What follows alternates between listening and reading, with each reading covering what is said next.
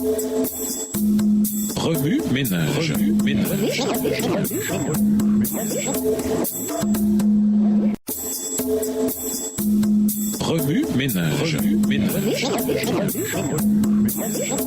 Bienvenue dans votre émission Remue ménage. Noël, leçon de lundi. Recevoir des instructions. Interpréter. 2 Timothée 3, verset 16 identifie l'enseignement comme l'un des 4 rôles clés des Écritures. Tout au long de la Bible, Dieu nous exhorte à recevoir son enseignement. Proverbe 8, verset 33. Notre capacité à le faire dépend en grande partie de l'état de notre cœur. Les mêmes mots peuvent complètement changer la vie d'une personne, mais n'avoir aucun impact sur celle d'une autre. Seules certaines personnes ont un discernement spirituel, 1 Corinthiens 2, versets 14 et 15, c'est-à-dire une perspicacité et une compréhension spirituelle. Il est donc logique qu'une personne spirituellement ouverte d'esprit tire des enseignements très différents de la lecture de la Bible par rapport à une personne spirituellement fermée d'esprit. Quelqu'un qui pense que la Bible est absurde ne cherchera pas la vérité dans ses pages. Notre attitude envers la Bible et la façon dont nous l'abordons sont très importantes pour grandir dans notre relation avec Dieu. La parole change la vie de ceux qui la reçoivent avec humilité et douceur. Jacques 1, le verset 21. Lorsque le cœur des gens est tendre, ils reçoivent la parole au plus profond de leur âme et en tirent une nouvelle vie. 1 Pierre 1, le verset 23. Lorsque les cœurs sont fermés, l'enseignement de la parole ne va jamais plus loin que la surface. La parole de Dieu agit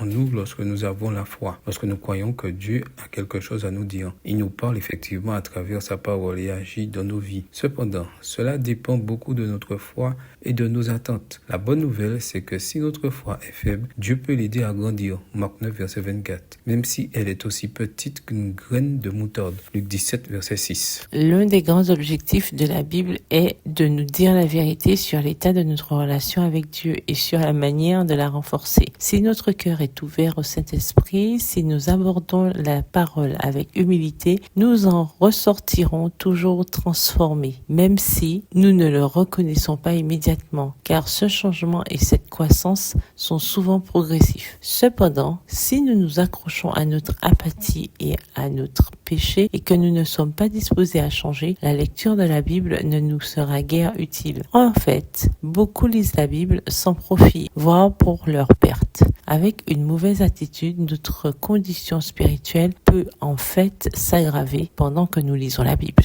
Il est important de reconnaître que le bénéfice de la parole de Dieu dépend de la façon dont nous la recevons. Lorsque notre cœur est ouvert, nous pouvons sentir le Saint-Esprit nous inciter à nous rapprocher de Jésus-Christ. Voulons-nous nous rapprocher? Si oui, nous devenons sages pour le salut, de Timothée 3, verset 15. Et nous verrons des choses que nous n'aurions jamais imaginées. Remue ménage. Quel est l'état de votre cœur et de votre esprit alors que vous abordez la Bible? Avez-vous des opinions que vous essayez de justifier en lisant la Bible? Ou abordez-vous la Bible avec un esprit et un cœur ouvert, prêt à voir ce que Dieu veut vous dire avec une foi enfantine? Pourquoi cette réponse est-elle si importante? Mémorisez votre passage préféré de 2 Timothée 3, les versets 10 à 17. Écrivez-le plusieurs fois pour vous aider à le mémoriser. Au revoir. Et à demain si Dieu veut.